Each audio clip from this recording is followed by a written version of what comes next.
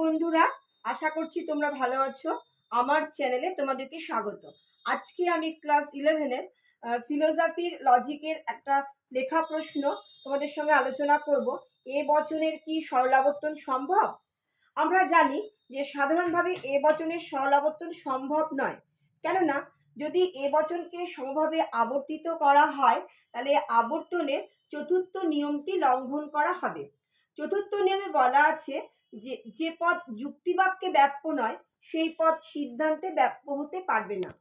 এ বচনকে যদি সমভাবে আবর্তিত করা হয় তাহলে সিদ্ধান্তটি হবে এ বচন। ফলে উদ্দেশ্য পদটি ব্যাপ্য হবে, যেহেতু এ বচনের উদ্দেশ্য পদ ব্যাপ্য। কিন্তু এই পদটি যুক্তিবাক্যের বিধেয় স্থানে থাকায় এটা কিন্তু ব্যাপ্য নয়, কারণ এ বচনের বিধেয় অব্যাপ্য। যদি আমি একটা এক্সাম্পল দিয়ে ব্যাখ্যা করি তাহলে আমি এরকম বলতে পারি যে সমস্ত মানুষ হয় মরণশীল। এই বচনটিকে যদি সমভাবে আবর্তিত করা হয় তাহলে সিদ্ধান্তটি হবে এ বচন লিখবে সমস্ত মরণশীল জীব হয় মানুষ। এখানে পরিষ্কার দেখা যাচ্ছে সিদ্ধান্তের উদ্দেশ্য পদ মরণশীল ব্যাপ্য হয়েছে, কিন্তু এই পদটি যুক্তিবাক্যের বিধেয় স্থানে থাকায় পদটি কিন্তু ব্যাপ্য নয়। আমরা জানি এ বচনের বিধেয় পদ ব্যাপ্য নয়। সুতরাং এ বচনকে যদি সমভাবে আবর্তিত করা হয় তাহলে আবর্তনের চতুর্থ নিয়মটি লঙ্ঘন করা হবে এবং যেটা সম আবর্তনজনিত দোষে দুষ্ট হবে। তবে সাধারণভাবে এ বচনের সমাবর্তন সম্ভব নয়, কিন্তু কতগুলি ক্ষেত্রে এ বচনের সমাবর্তন সম্ভব।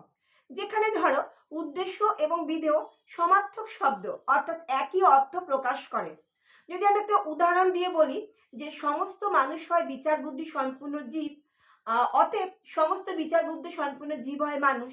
কিংবা হিমালয় হয় পৃথিবীর সর্বোচ্চতম পর্বত, পৃথিবীর সর্বোচ্চতম পর্বত হয় হিমালয়।